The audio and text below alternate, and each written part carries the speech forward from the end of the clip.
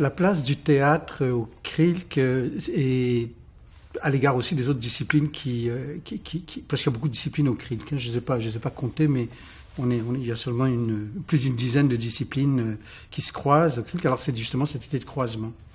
Il n'y a pas les pratiques artistiques comme le théâtre, mais c'est vrai aussi les pratiques littéraires. Ce sont des pratiques qui sont elles-mêmes au croisement des pratiques, des activités humaines, et donc de l'histoire, de la sociologie, de la culture, mais aussi de la technologie. Donc le fait de côtoyer des collègues d'histoire de l'art, d'histoire du culturel, de littérature, etc., c'est sûr que c'est un enrichissement.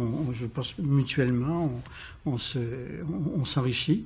Je voudrais rajouter cependant quelque chose qui m'apparaît important, peut-être plus caractéristique de la situation du CRILC. Évidemment, c'est le centre de recherche interuniversitaire sur la littérature et la culture québécoise. Mais la culture québécoise et la littérature québécoise ne vivent pas en vase clos, ne se développent pas en vase clos.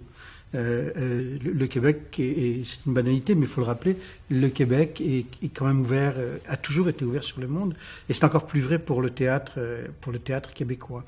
Le théâtre québécois, on a une dramaturgie québécoise, on a des auteurs québécois, mais historiquement, peut-être que 50%, même plus. Enfin, dernièrement, il y a plus de pièces québécoises à l'affiche au Québec, mais historiquement, on a une très forte proportion de pièces étrangères qui viennent à peu près de partout, pas seulement de France, mais qui viennent de nombreux pays et qui viennent ici. Donc le théâtre est lui-même un lieu de migration,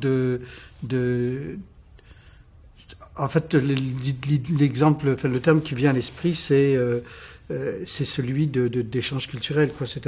Il y a des échanges culturels, il y a une dynamique qui parfois donne lieu à du recyclage, mais il y a des échanges qui font que la pratique québécoise a toujours été branchée au théâtre, en tout cas, a toujours été branchée sur ce qui se fait dans le reste du monde, mais avec des particularités qui nous sont propres.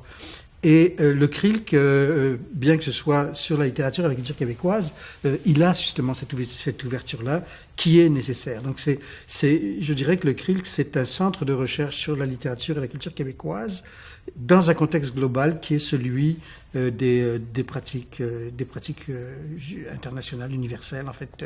Et c'est un autre croisement à un autre niveau qu'on fait au CRILC. Et le CRILC lui-même s'inscrit dans un réseau d'autres centres de recherche ou d'autres groupes de recherche qui nous situent donc à une échelle qu'on pourrait dire planétaire.